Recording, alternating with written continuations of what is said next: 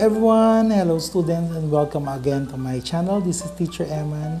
At tuloy ulit tayo sa topic natin sa UCSP. Now let's go with health. Okay, kalusugan. So as a former nurse, kasi sa mga hindi nakakaalam sa inyo, I am also a registered nurse. Kaya lang, hindi na ako nakakapag-practice kasi nga may bago na ako lisensya, which is LPT or I'm a licensed professional teacher na. Kaya ngayon, kung may mga alam ako sa inyo tungkol sa health, tingnan natin kung may ipapasok natin dito. Okay. The aspects of sociology differs in medical sociology in that this branch of sociology discusses health and illness in relation to social institutions such as the family, employment, and then school. Okay. Kasi nga pagdating dito sa health natin, ibang treatment natin sa health, 'di ba? Depende kung anong community meron tayo, kung anong background natin. Hindi tayo pare-pareho na lahat tayo naniniwala sa doktor, iba nga sa atin naniniwala sa mga albularyo, ganyan. So dito papasok yung sociology natin or UCSP. Okay. Defining health and its domain health. So health is in accordance to the World Health Organization or the WHO 1948, sabi dito, as a state of complete physical, mental, and social well-being. So kapag healthy ang isang tao, kompleto siya, physical, mental, and then social. Hindi pwede physical, mental lang, tapos wala kang social life, kawawa ka naman. Okay, so what are the health domains? So we have the physical health, psychological health. Ito, ngayon to, pinag-usapan nga, lalo na yung mental health, diba? So, emotional health, social, and then spiritual health. So lahat ito importante na ngayon. Hindi porket physical lang, okay ka na. Kasi maraming tao ngayon, physically okay, nakakangiti, pero yung pala deep inside, sobrang depressed na, gusto na pakamatay. Kaya minsan dapat sensitive tayo sa mga ganitong tao. Lalo yung mga kaibigan natin. Minsan nagpo-post sa Facebook ng mga messages na parang gusto na mamatay, pinagtatawanan pa natin. Tapos sabihin pa, sige, go ahead. Tapos mamaya hindi mo alam totohanin niya pala yung ginagawa niya. Kasi health now is a very serious matter na pag-uusapan natin. Okay, now let's go with the health domains. Pag-usapan natin siya isa-isa. Physical health refers to the way that your body functions. This includes eating right, getting regular exercise, and being at your recommended body weight. Ako po, hindi ako pwede dyan. Overweight kasi ako. It is also avoiding vices and being free of diseases and sickness. Okay, sana all. Okay, next, psychological health is the ability to recognize reality and cope with demands of everyday life. Okay, so ito medyo mahirap to lalo pag psychological, akala mo okay ka pero kung ano na pala naiisip mo.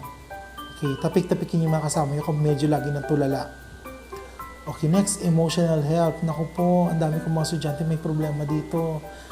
Lagi na lang ng problema hanggang ngayon, bakit to single pa sila? Okay, so emotional health is expressing your emotions in a positive and non-destructive way.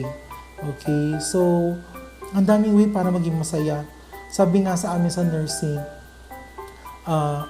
pag gusto maging masaya, kumain ka ng saging. Because ang saging kasi merong serotonin. O huwag yung mag-isip naman kung ano-ano. Okay, serotonin. Ang serotonin kasi isang enzyme siya na kung saan nakakapag-build up para nakakapag-excite ng isang tao. Kaya nagiging siyang masaya. Kaya kapag depressed kayo, kumain kayo ng saging. Okay, number 4. Social health is the quality of your relationship with family, friends, teachers, classmates, and others a child in contact with. So social, kaya nga importante, sana pinapabayaan niya makipaglaro ang mga bata sa mga kapwa niya bata. Kasi kung hindi, paglalakihan ako, magiging anti-social yan, kasalanan niya yan. Okay. Kaya ibang mga overprotective parents, kawawa yung mga bata. Hindi alam kung paano makipaglaro o makisama pag maging matanda na. Next is spiritual health. Refers to maintaining harmonious relationship with other living things and having spiritual directions and purposes. So hindi pwedeng puro laro lang. Tingnan mo rin kung okay ba yung soul na tinatawag natin. Are you at peace? Diba? Kaya nga minsan kapag medyo disturbed ka na, maghanap ka ng certain religion na pwede makatulong sa iyo. And also, reading the Bible helps. Okay, in the Philippines, ito ang ating health system. Nasa pinakamataas, which is part of the executive, is the Department of Health or the DOH. So this is a regulatory authority, develops national plans, technical standards, and healthcare guidance for our Filipinos. Ngayong pandemic, sila talaga ang nagtatrabaho ngayon, especially how we will, paano natin matatapos itong pandemic regarding COVID-19. And then we have, pag bumaba pa tayo, meron tayong the local government units or the LGU. Ito na yung mga mayor, vice mayor, yan. Pasok. So, pag bumaba pa tayo, andito na yung Centers for Health Department natin or the CHD. At kapag mga probinsya katulad dito sa amin sa Kambaligan, meron kaming RHU or the Rural Health Units. Ito na, pasok na tayo sa mga culture. So, culture-specific syndromes and illness. With the growing spread of knowledge and learning across the globe, it is quite inevitable for different cultures and nations to form their own terms of illness that occur specifically in the region. Ang dami natin mga sakit na minsan kami mga medical practitioner, hindi namin siya naiintindihan. Lalo na, for example, pasma. Sa medical term, walang pasma. Di ba ang pasma nga doon yung pagpapawis ng kamay? Ako, ganun ng kamay ko nagpapawis kaya sabi daw pasma. Pero nung nag-aral ako ng nursing, wala kaming pasma. Kaya ano kaya yun, di ba? So, Pilipino lang meron yan. In the United States, wala yan Siguro naman kasi sobrang lamig dun, hindi naman magpapawis ang kamay nila, no? Okay. So, in the Philippine settings, many medical-related terms have been developed throughout the country's history. At yung dalawa dito, pag-usapan natin, which is bughat and then usog. Okay. Cultural constraint of health and the Filipino attributes of illness. Health and illness could be cultural. Philippines has its own set of language to refer to health and illness pertaining to the body and the spirit. Kaya kakaiba sa atin kapag may nararamdaman tayo, kakaiba magtanong ang mga kamag-anak natin o mga magulang natin, lalo yung mga matatanda, di ba? Ang tatanungin, may nararamdaman ka ba? O kaya masama ang pakiramdam ko, ang sakit talaga. Instead na sabihin na masakit ang likod ko, ganyan, masama ang pakiramdam. Kaya parang, kung ikaw yung doktor or nurse, parang, specifically, ano nga talagang problema mo? O kaya masakit ang katawan. Sa medical naman, pag masakit ang katawan, we give parang numbers kung gaano kasakit. For example, 1 to 5, gaano siya kasakit. Para malaman namin yung pain scale mo. Di ba? Okay. Ito yung mga tanong natin minsan. Pag sinabi may nararamdaman ka, ito na a sort of diagnostic in nature, di ba? Na nagsasabi na, ay mukhang may sakit ito. Kaya lang, hindi natin alam kung anong sakit.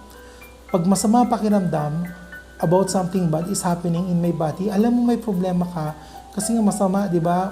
Hindi mo ma-describe, 'di ba? Tapos sakit ng katawan, there's pertains to actual the pain na mismo. So, yung una parang something na nararamdaman mo, tapos parang masama ang pakiramdam na parang dinalagnat ka ng ewan, tapos ito na mismo, masakit na talaga yung katawan. Lumalabas na yung manifestation kung anong problema mo. Okay, now let's go with specific syndromes and attributes of illness. So, pasok na tayo sa una natin, usog. Ako, ito, naging pelikula ito nakalimutan ko kung sinong bida dito. Pero nakakatakot yung pelikula tungkol sa usog. Ito yung puro laway. Okay, di ba? So, this is a discomfort brought about by strangers or visitors who is thought to have an evil eye o masamang mata, or who brings evil wind or masamang hangin, or hex or sumpa. Ayan. So, anong nangyayari daw ito? For example, may kita niyo may picture dyan, di ba? So, a simple greeting or praise like, ay, ang cute naman ng baby mo. Ayan, pwede daw mausog ang bata. Kaya itong, pag nangyari daw ito, di ba yung hintay nyo, umiiyak na yung bata na kahit anong gawin mo, paheli mo, hindi umihintay yung bata kasi iyak siya na iyak. Sabihin, masakit ang tiyan. Kapag ikaw daw, nausog ganun din, masakit ang tiyan. Kailangan daw lawayan, di ba? So, usog usually happens to young children. This topic in Filipino psychology happens when an unsuspecting stranger greets you with an evil eye. So, symptoms of usog are usually development of fever and sometimes convulsions. Actually, wala pa ako nakita nagkaroon ng convulsion because of usog Pero ang alam ko, masakit ang tiyan. Yan, kahit yung pamangkin ko dito, linagnat siya, ang ginawa nila, dinala nila sa albularyo. 3 beses na kasi nga linalagnat daw, tapos masakit ang tiyan. Tapos ako sinasabihan ko sila, dalhin niyo sa doktor. Tapos sabi na, hindi baka kasi nausog.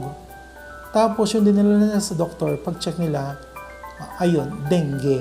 No, di ba? So kung sa una pala dinala na sa doktor, di dapat nabigyan na ng gamot. Kaya ayun, umabot sila ng 1 week sa hospital para mapagaling yung pamangkin ko dahil sa dengue. Kasi nga inisip nila na usog. Okay.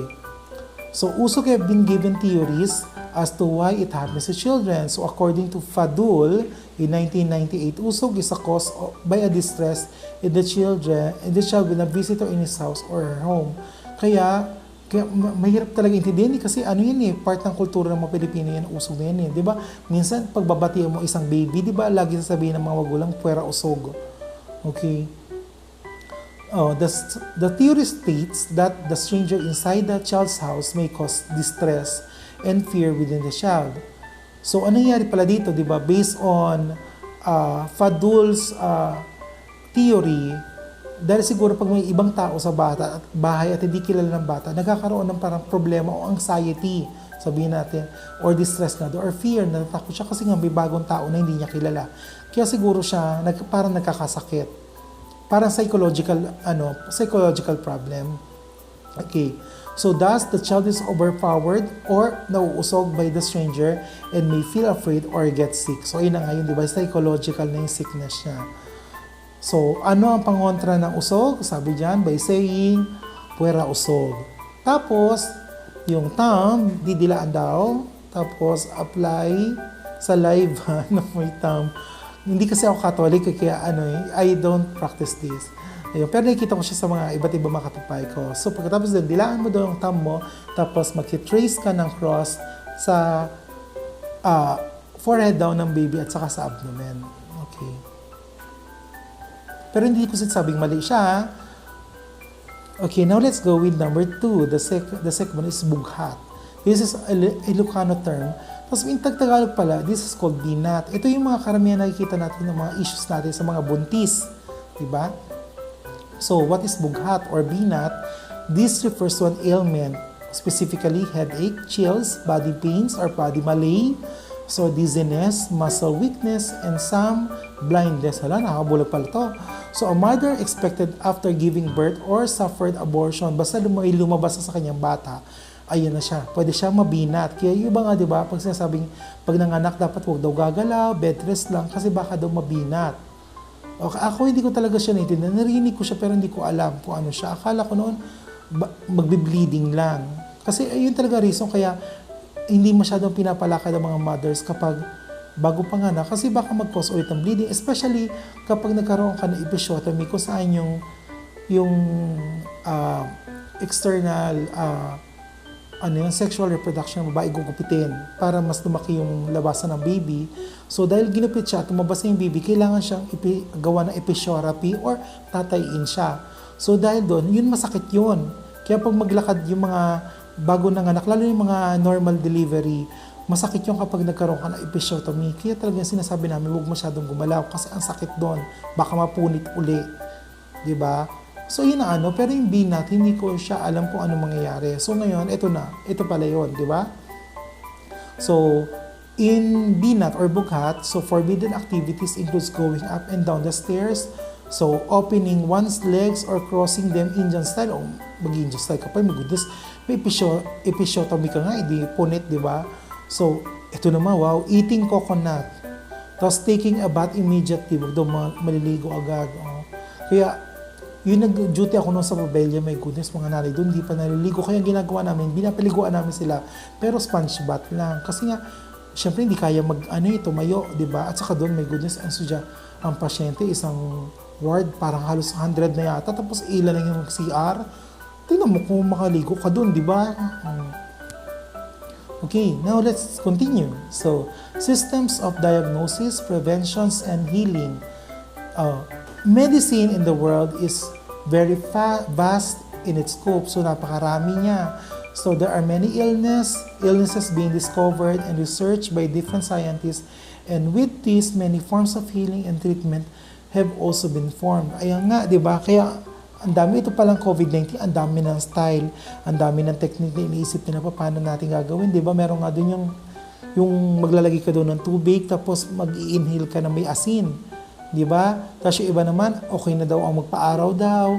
Iba naman, exercise, ganyan. Iba kumain ng saging, uminom ng virgin coconut oil.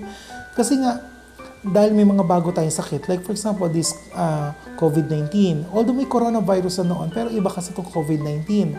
Parang mutated na siya na sakit. Kaya inahanap pa natin kung ano talagang tamang alternative way para pagalingin ang sarili natin. Kasi nga, bago eh.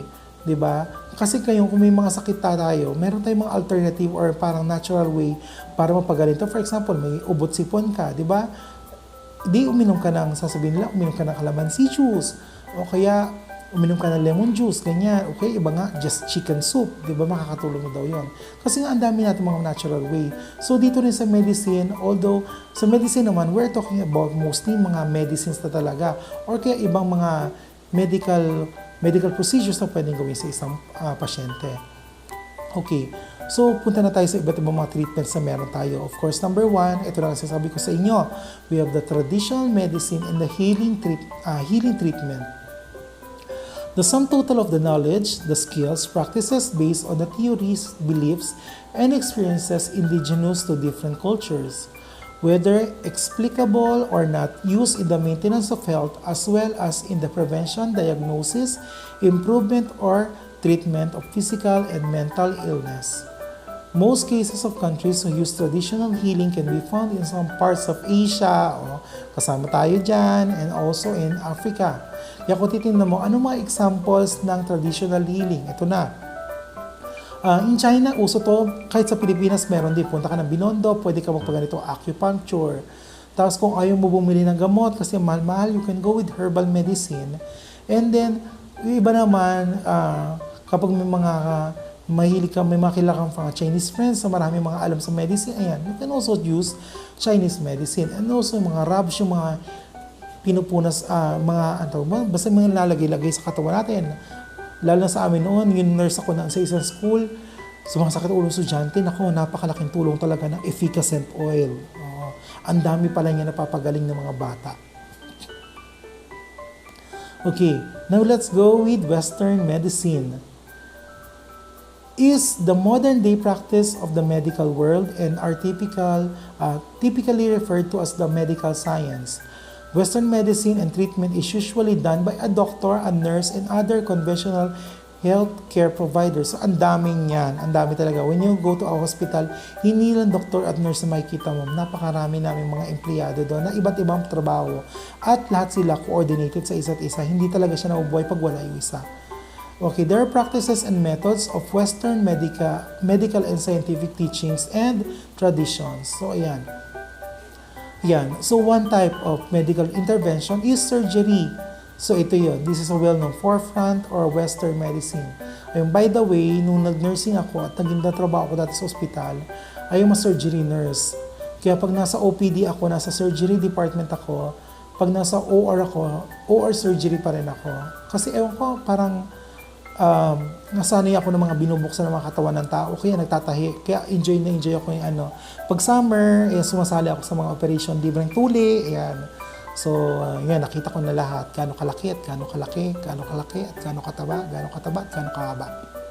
Pati gaano kaliit. Okay. Now, let's go with alternative healing. So, it's a healing practice that has the effect of medicine but does not necessarily originate from medical practice or scientific method. It consists of a wide range of healing practices, health, care, therapies, and the like. These alternative healings are not backed up by scientific facts but has still proven successful in healing illnesses and psychological strain. So ano yung mga klase ng mga alternative healing na ito?